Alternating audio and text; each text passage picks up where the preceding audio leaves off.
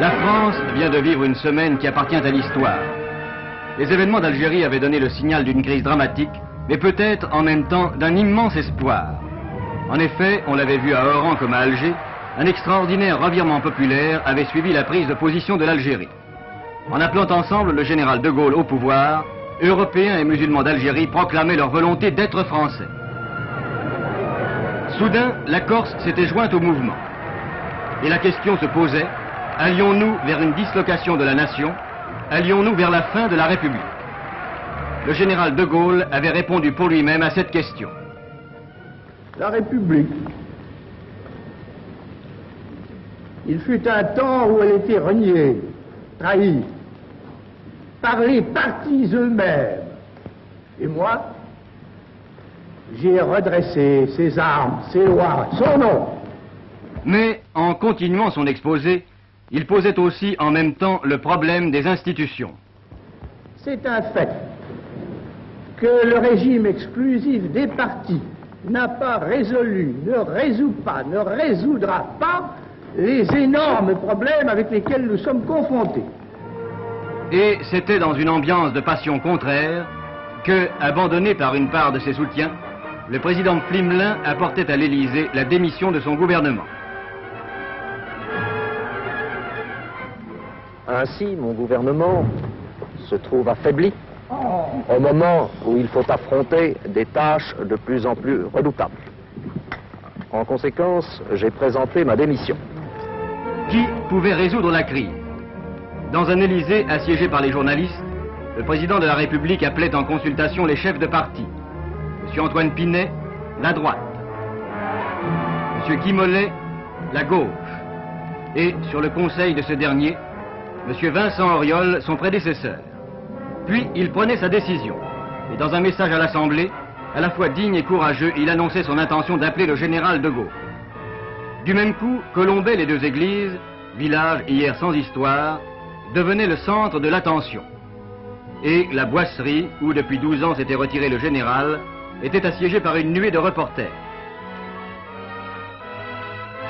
Téléphone et radio n'arrêtaient plus. Et ce soir-là, au terme d'une série de démarches, de discussions, de questions, de réponses et d'explications, Colombey apprit que le général était appelé à former le gouvernement.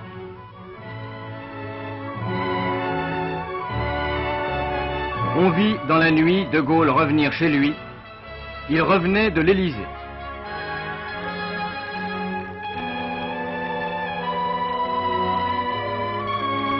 Tous les jours, cependant, Alger vivait sur le forum des heures passionnées. Ce jour-là, 6 shérifs, hier chefs d'une bande de félagas, aujourd'hui ralliés, lançaient devant une foule un appel aux rebelles. D'elle-même, disait-il, la population algérienne s'est proclamée française. L'élan qui avait réalisé l'unité de deux races, que certains pouvaient juger irréconciliable, serait-il confirmé? Question qui s'ajoutait à d'autres, car des voix s'élevaient contre l'idée d'un gouvernement de Gaulle et de la nation à la République.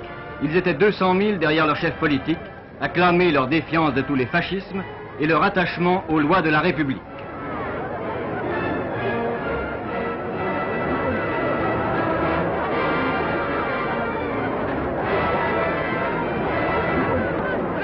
Mais l'appel lancé au général de Gaulle par le président de la République avait aussi d'autres échos. Dans la nuit, un concert de klaxons emplissait les Champs-Élysées, bruyant symbole de contentement et d'espoir.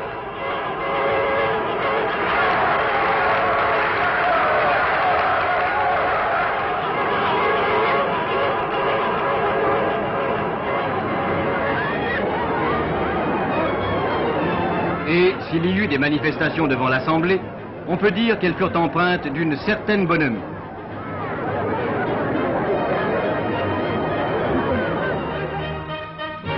Les heures passaient. Président désigné, le général de Gaulle allait, sans trop fuir cette fois les photographes, s'entretenir à nouveau avec le président René Coty. On pouvait voir ensemble ces deux hommes, dévoués également au salut de leur pays, tous deux conscients des périls que courait la nation. L'un, prêt à engager l'éclat de son passé glorieux dans le nouveau drame de la patrie, l'autre conscient de ses responsabilités nationales et de ses devoirs de chef de l'État.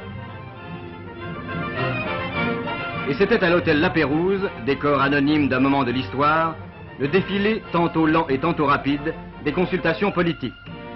Le général s'entretenait avec Guy Mollet, avec Edgar Faure, avec Édouard Daladier, avec Georges Bidault, avec d'autres encore. Pour ou contre, les échos s'en faisaient entendre. Alger, dans la nuit, célébrait l'approche de l'arrivée du gouvernement de Gaulle. Mais à Toulouse, une manifestation sur la place du Capitole se réclamait du respect de la Constitution.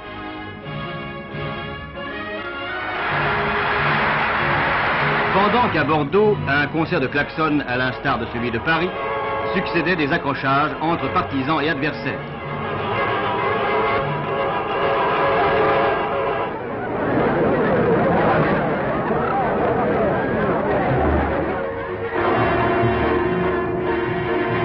Enfin, à Paris, des manifestations sporadiques se déroulaient ici et là.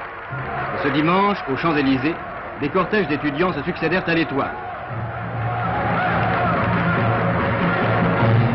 C'était le moment où l'Assemblée nationale vivait une heure que peut-être l'histoire inscrira en tête d'un chapitre. Peu de manquants. Au banc du gouvernement, un homme seul s'assied, le général de Gaulle. Tout à l'heure, il montera à la tribune pour lire sa déclaration.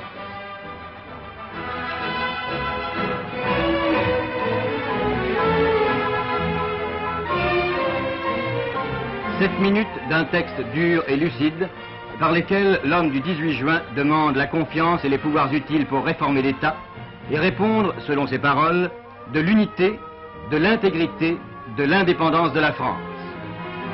C'est fini. Après son départ, l'Assemblée, par 329 voix contre 224, lui confie le gouvernement du pays. Le président Charles de Gaulle va présenter au président René Coty son ministère. Des têtes connues, le président Flimelin, son prédécesseur, le président Pinet, qui sera chargé de l'économie et des finances, puis des têtes moins connues, techniciens ou politiques. C'en est terminé des heures de crise. Peut-être eut-elle fini par emporter l'État. Charles de Gaulle porte aujourd'hui à nouveau le destin de la France. Et l'on se souvient qu'un jour de 44, on vit au milieu d'une foule un homme descendre les Champs-Élysées.